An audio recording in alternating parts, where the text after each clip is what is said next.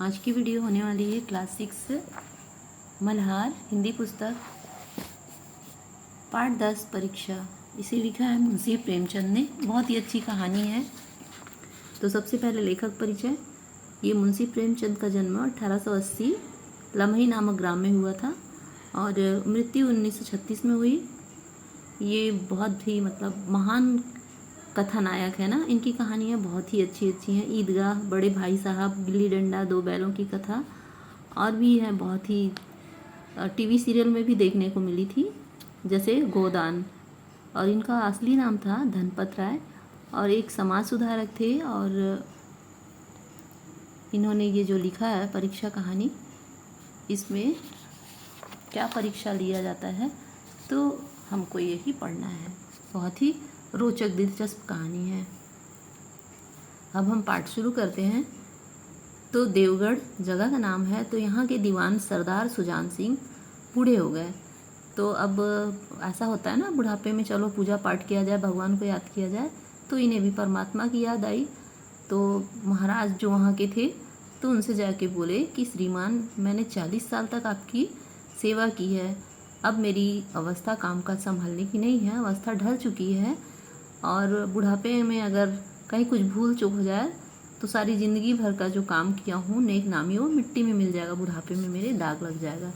तो राजा साहब सोचते हैं और लेकिन उन्हें बहुत बुरा लगता है कि काफ़ी अनुभवी और नीति कुशल, हर काम आसानी से निपटाने वाले जो रहते हैं दीवान, तो उनका बहुत ही आदर करते थे। और अब ये छोड़ना चाहते हैं काम को।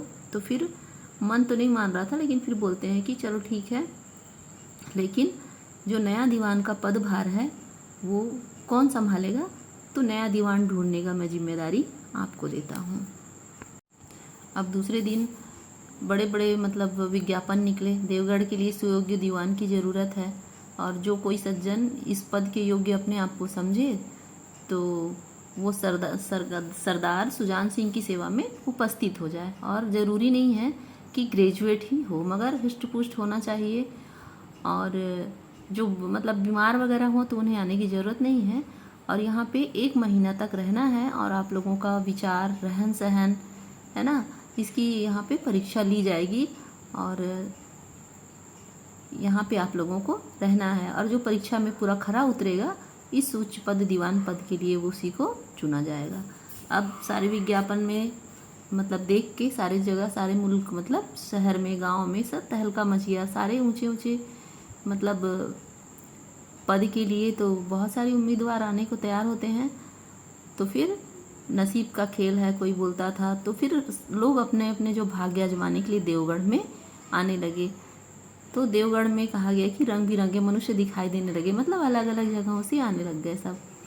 और अब यहाँ पे ट्रेन से कोई उतरता, कोई बस से उतरता, कोई पंजाब से आता, कोई मद्रास से, कोई एकदम फैशनेबल मॉडर्न होता, तो कोई पुराना एकदम सादगी में, है ना, सादे लिबास में होता, रंगीन इमामे, चोंगे और अलग अलग तरह के अंग रखे, है ना, कपड़े और कंटोप सब सज धज के अपने अपने वेशभूषा में सब यहाँ पे आने लगे।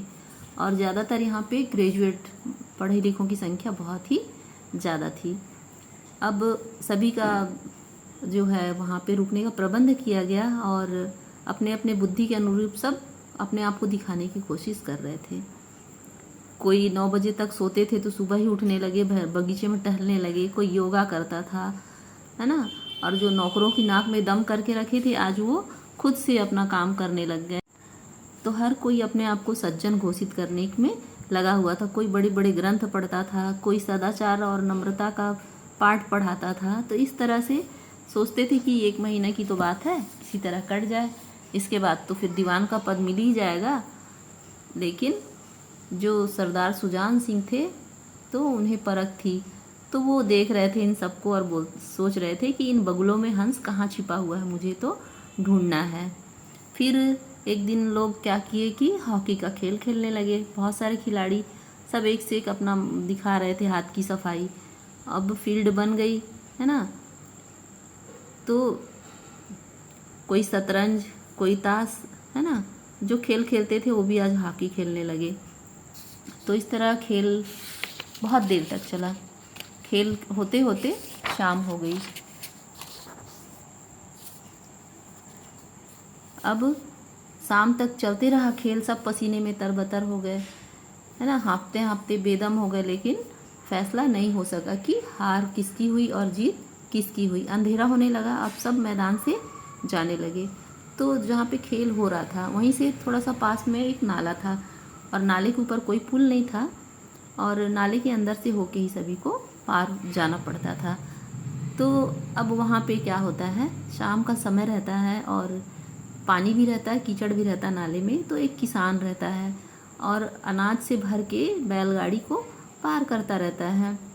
पार तो हो नहीं पाता है, और वो कीचड़ में, पानी में लथपथ, और इतनी ऊंचाई नाला था, है ना, तो चढ़ना भी था। अब बैल कमज़ोर थे, गाड़ी ऊपर चढ़ न सके, और किसान भी थोड़ा कमज़ोर ही लग रहा था।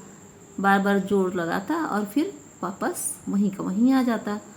अब खिलाड़ी हाथ में डंडा लेके घूमते घूमते उधर निकले, लेकिन किसान की तरफ उनकी नज़र गई, और देख भी रहे कि किसान मदद के लिए है, देख रहा है, लेकिन उस तरफ किसी को मतलब सहानुभूति नहीं हुई, और सब अपने स्वार्थ में थे, और अपना घमंड था कि हम तो दीवान पद के लिए आए हैं, इस कीचड़ में कौन घुसेगा, और सब आगे बढ़ते जा रहे थे।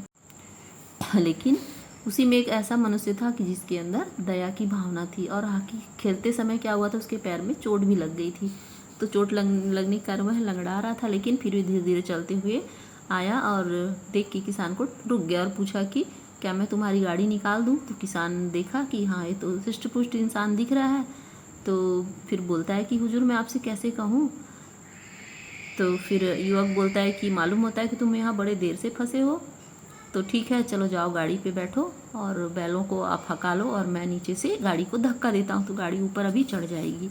फिर किसान जाके गाड़ी पे बैठ जाता है, और नीचे से जो उसके पहिए को ढकेलता है जोर लगा के वो नौजवान, और कीचड़ से वो बहुत मतलब घुटने तक ज़मीन में गड़ जाता है, लेकिन फिर भी हिम्मत नहीं हारता है, और उधर बैल को हकालता है किसान, तो दोनों को सहारा मिल जाता है, और इस तरह से पता ही नहीं चलता कि गाड़ी कब नाले के ऊपर आ जाती है। तो फिर किसान जो रहता है उसके सामने हाथ जोड़कर खड़ा हो जाता है, और बोलता है कि आज मुझे आपने उबार लिया, अगर आप नहीं होते तो सारी रात मुझे यहीं बैठनी पड़ती। तो युवक जो रहता है हंसकर बोलता है कि अब मुझे कुछ इनाम देते हो, मतलब मजाक से। तो किसान गंभीर भाव से बोलता है, नारायण चाहेंगे तो दीवानी आपको ही मिलेगी। अब इस बात को सुन के थोड़ा मन में डाउट भी होता है कि जो युवक रहता है गौर से देखता है कि शायद कहीं सुजान सिंह तो नहीं है, आवाज़ भी मिलती जुलती, चेहरा भी वैसा ही दिख रहा है। तो फिर समझ जाते हैं दोनों, किसान भी समझ जाता है कि ये शायद युवक मुझे पहचान चुका है, और भाप जाते दोनों। तो फिर जाते जाते वो किसान बोलता है कि गहरे पानी में बैठने से ही मोती मिलता है। अब जो 1 महीने का जो परखने का जो वक्त रहता है ये पूरा हो जाता है। तो फिर सारे उम्मीदवार सुबह सुबह अपनी किस्मत का फैसला सुनने के लिए आ जाते हैं, और कईयों को तो 1 महीना बहुत भारी पड़ता है, तो भी सुबह सुबह आ जाते हैं। आशा और निराशा सब रंग आते जाते हैं चेहरे पे। आज पता नहीं किसकी किस्मत जागेगी, किस पे कृपा दृष्टि होगी। अब संध्या का समय राजा साहब दरबार में सजाया गया, शाम हो गया था। अब शहर के रईस, धनाढ़, सारे राज्य के कर्मचारी, दरबारी सभी आके वहाँ पे बैठ गए थे।